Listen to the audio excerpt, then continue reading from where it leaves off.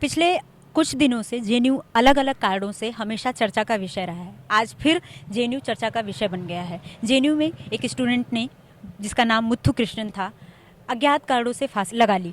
फांसी लगाने से पहले उन्होंने फेसबुक स्टेटस में ये लिखा था कि इक्वेलिटी को लेकर के उन्होंने कुछ स्टेटस डाला था जो कि अंग्रेजी में था, और उन्होंने ये कहा था कि जब इक्वेलिटी, समानता जब डिनाइड होती है तो उसके साथ बहुत कुछ जाता है, बहुत कुछ खोता है, और फिर बाकी चीज़ों के भी अर्थ ख़त्म हो जाते हैं। हमारे साथ बापसा के राहुल हैं।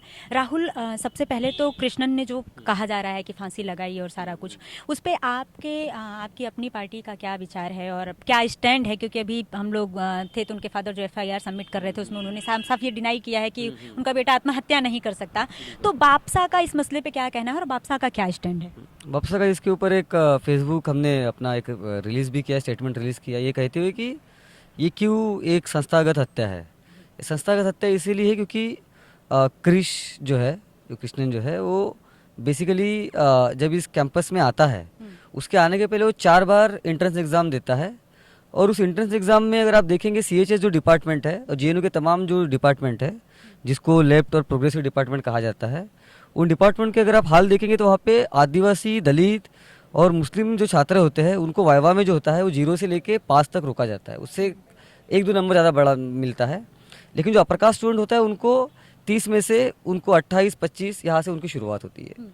तो मुत्तू उसका एक विक्टिम था कि जैसे बाकी दलित स्टूडेंट्स है वो भी उसका एक विक्टिम था, और बहुत बार उसका, एंड जितने बार वो अटेम्प्ट दिया उसका एडमिशन नहीं हुआ, और फाइनली आई थिंक 5वीं बार उसका एडमिशन हुआ, जो कि अपने फेसबुक स्टेटस में भी वो लिखता है।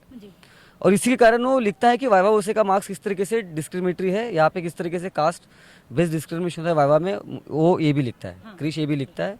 और जहाँ तक कि हमारी, क्योंकि क्रिश एक अम्बेडकर आइडियोलॉजी से बिलोंग करता है, वो हैदराबाद सेंट्रल यूनिवर्सिटी से आता है जहाँ पे रोहित वेमुला और उनके जो साथी थे जो अम्बेडकर मूवमेंट वहाँ पे चला रहे थे, उस मूवमेंट से वो आता है। तो जब वो यहाँ पे आता है तो एक तरह का एक इन्फेरिटी कॉम्प्लेक्स उसमें उसको उसके अंदर डाला जाता है, ये कहते हुए कि इतने साल तो तुमको एडमिशन नहीं मिला लेकिन अभी एडमिशन मिल रहा है, इसका मतलब तुमको कुछ प्रूव करना है। तो मुट्टू हमेशा ही इसमें लगा रहता है कि मैं, जो बाकी लोग हैं उसके क्लास के, हो सकता है कि बहुत अच्छे अच्छे बैकग्राउंड से आते हो, एक एलिट तबके से आते हो, उनकी तरह वो भी इंग्लिश बोलना चाह रहा है, उनकी तरह वो भी रहना चाह रहा है, यानी उनकी तरह वो भी एकेडमिक्स में आगे बढ़ना चाह रहा है।